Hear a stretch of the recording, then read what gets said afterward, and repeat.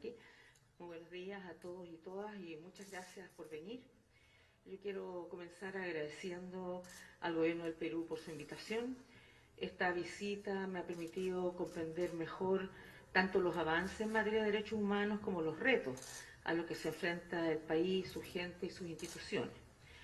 Durante mi visita me reuní con el presidente, la vicepresidenta, el canciller y otros miembros del gabinete.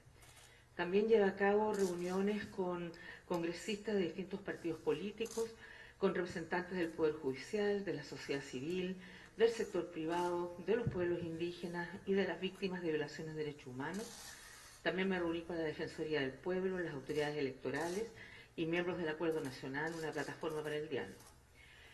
Perú todavía se está recuperando de una pandemia de COVID-19 que fue devastadora para su población y que resultó en la tasa de mortalidad per cápita más alta del mundo. Más de 1 de cada 20 personas con COVID murió y en total se han registrado 213.825 muertes. Pero al mismo tiempo es alentador observar que actualmente el 84% de la población ha recibido la segunda dosis de la vacuna, porque sabemos que la vacuna, si bien no previene completamente, así como la vacuna de la influenza, sí protege. La pandemia dejó en todo el mundo, y en ese sentido el Perú no es una excepción, dejó al descubierto las profundas brechas y desigualdades socioeconómicas de la sociedad peruana y sus efectos amenazan permanecer durante años. La pandemia golpeó muy fuerte al medio rural, a las clases más desfavorecidas y a los grupos más marginados y discriminados.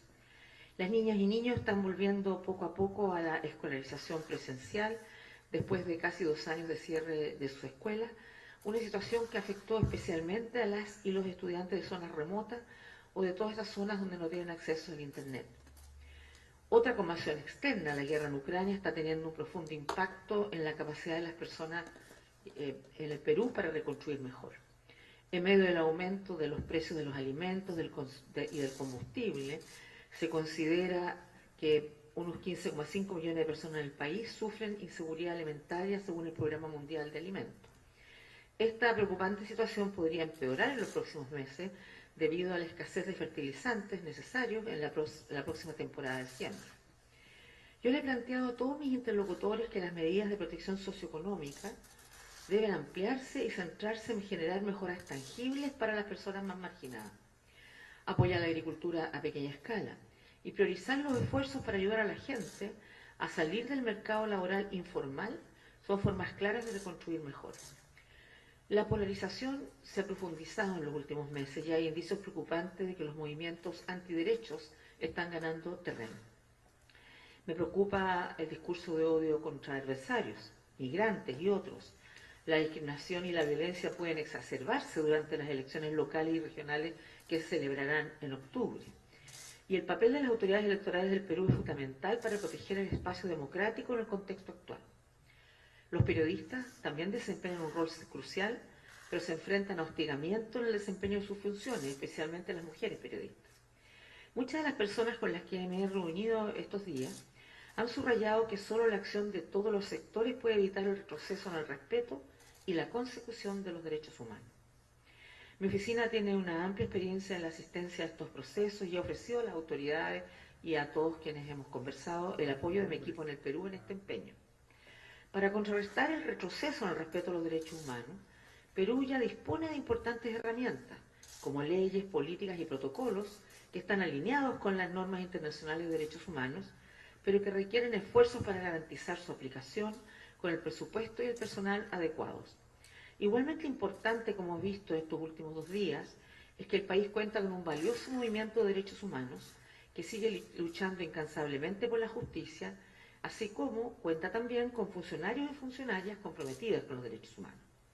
Mis intercambios con las partes interesadas han puesto de manifiesto que el camino a seguir solo puede trazarse con éxito si los distintos sectores de la sociedad se unen y mantienen un diálogo nacional inclusivo que represente la rica diversidad de este país.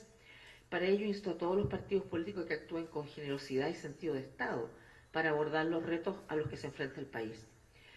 Para este proceso de diálogo es fundamental contar con instituciones estatales fuertes, transparentes, responsables y dispuestas a erradicar la corrupción. Me gustaría también destacar el rol crucial de la Defensoría del Pueblo. y la importancia de contar con un proceso de selección transparente de acuerdo con las normas internacionales para elegir el próximo titular de este cargo.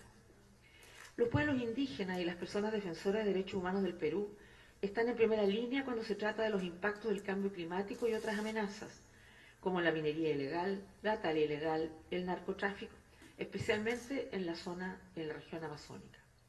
Por ello deben ser considerados aliados en los esfuerzos para hacer frente a la impunidad de la que gozan los grupos criminales. Los pueblos indígenas que viven en aislamiento voluntario también se ven afectados por las actividades ilícitas. Quiero decir que admiro la valentía y la fuerza de las personas defensoras de derechos humanos que desempeñan un papel inestimable en la sociedad peruana en medio de los riesgos persistentes. Y estas personas necesitan una protección efectiva para garantizar un entorno seguro y propicio para su trabajo. Celebro el compromiso de las autoridades de trabajar con mi equipo en el Perú para lograr este objetivo. La minería y otras industrias extractivas han sido fundamentales para la economía del Perú durante siglos, pero con demasiada frecuencia, las promesas de desarrollo de las industrias extractivas no llegan a beneficiar a las comunidades afectadas, especialmente a los pueblos indígenas y a las poblaciones rurales.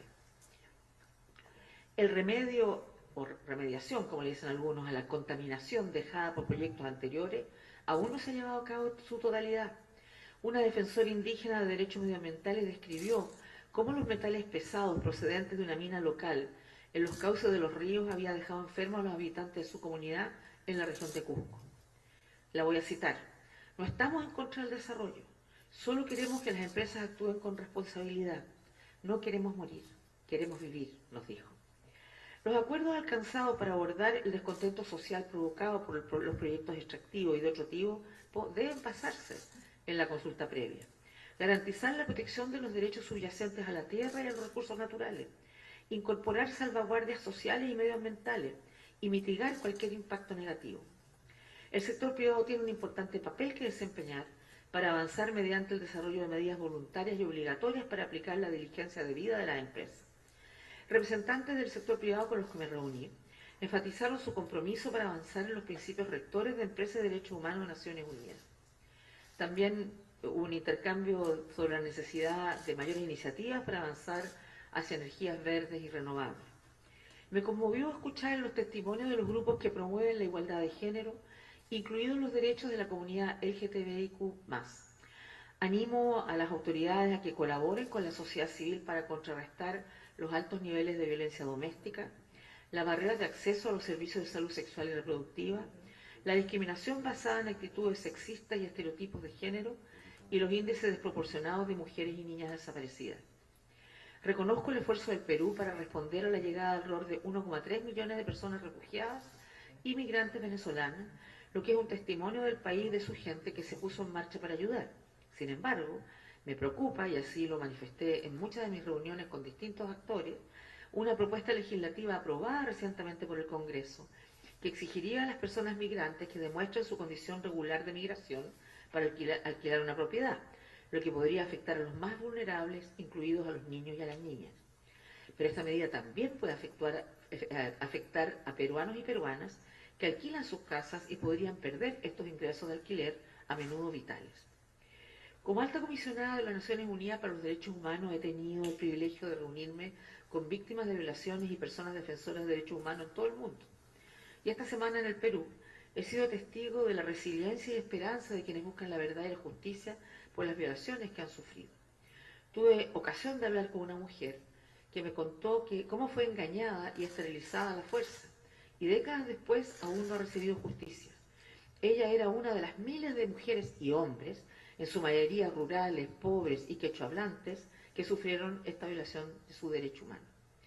Mi visita coincidió con una fecha emblemática, el 30 aniversario del horrible atentado de Tarrata, perpetrado por Sendero Luminoso, que causó la muerte de 25 personas, así como de la masacre de la Cantuta, cuando 9 estudiantes y un profesor universitario fueron secuestrados y asesinados por un escuadrón de la muerte militar. Asumir el periodo de violencia que vivió el Perú entre 1980 y 2000 es vital para superar los principales retos de hoy día, incluidos los actuales niveles de polarización política y social. Ustedes saben, yo soy médico y siempre digo que si una herida no está limpia, no sana. Y herida limpia quiere decir hacerse cargo del pasado para poder construir un futuro mejor para todos. Los lugares como el Ojo que Llora en Lima o la Hollada en Ayacucho honran a las víctimas y ayudan a superar el pasado. Las víctimas de las protestas de noviembre del 2020 también han mostrado una fuerza similar en la búsqueda de justicia. Un joven en una de esas reuniones lo dijo claramente: mi generación está harta de la impunidad, basta. He mantenido una serie de conversaciones constructivas con representantes de distintos sectores del Estado que reconocen los retos del Perú en materia de derechos humanos y han identificado respuestas concretas para abordarlos.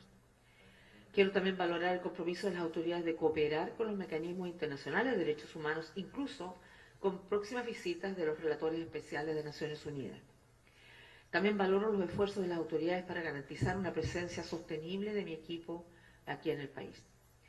El Perú se enfrenta a desafíos en materia de derechos humanos y tal como hemos escuchado durante los últimos días, pero en base a las discusiones que he mantenido, estoy convencida que pueden ser superados y se puede encontrar un camino hacia un futuro más inclusivo y de esperanza para todos aquellos que buscan que sus situaciones, sus problemas y sus dolores tengan una respuesta. Mi oficina está dispuesta a acompañarles en este esfuerzo. Muchas gracias.